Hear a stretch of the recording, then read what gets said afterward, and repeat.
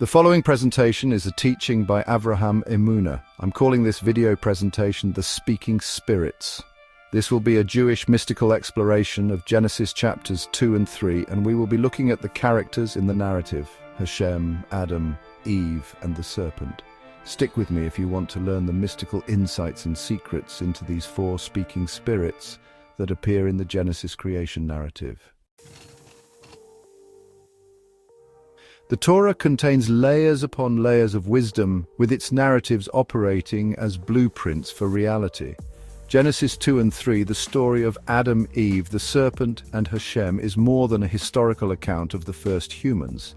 It is a spiritual paradigm that reflects the structure of divine energy, the cosmic process of exile and rectification, and the path toward ultimate unity with Hashem. From the perspective of Kabbalah and the Zohar, this passage is filled with deep mystical meanings. A careful analysis reveals that Hashem, Adam, Eve, and the serpent are the only speaking spirits in the narrative.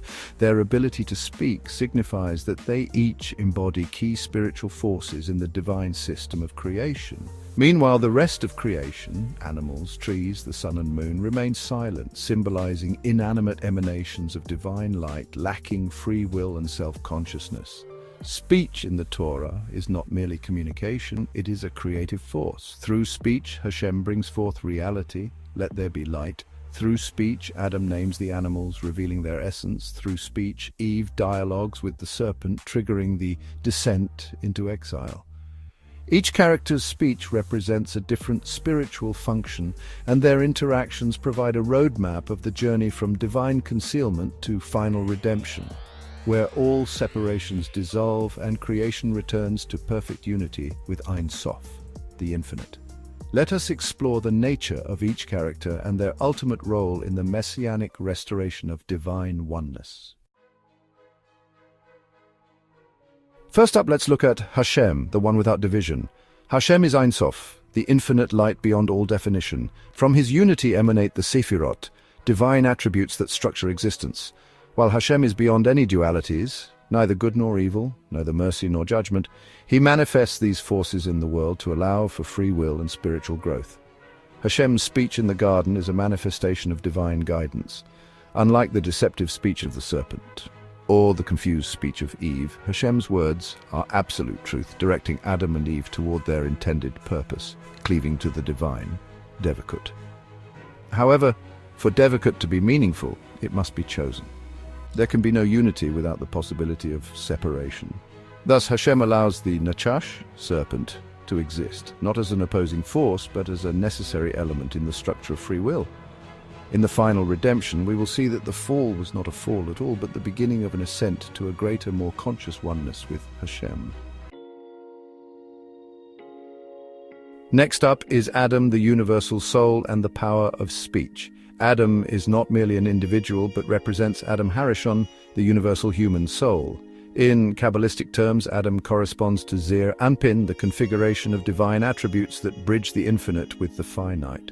One of Adam's primary functions in the garden was to name the animals, Genesis 2:19-20. This was not simply a linguistic exercise. In Kabbalah, a name, Shem, reveals essence. Adam had the ability to see the inner nature of each creature and give it a name that defined its role in creation. This act was a form of spiritual dominion, aligning creation with divine order. However, when the serpent spoke, Adam remained silent. This was his failing. Not just the action of eating the fruit, but failing to use his divine gift of speech to counter the serpent's distortion of truth. His silence allowed external forces to define reality instead of him exercising his role as the bridge between Hashem and the world. The ultimate rectification will come when Adam, as a symbol of humanity, fully restores his power of divine speech, using it in harmony with the Creator rather than succumbing to illusion. Thirdly, let's look at the woman Eve and the Shekinah, the side of the left, or Tuma, as well as rectification.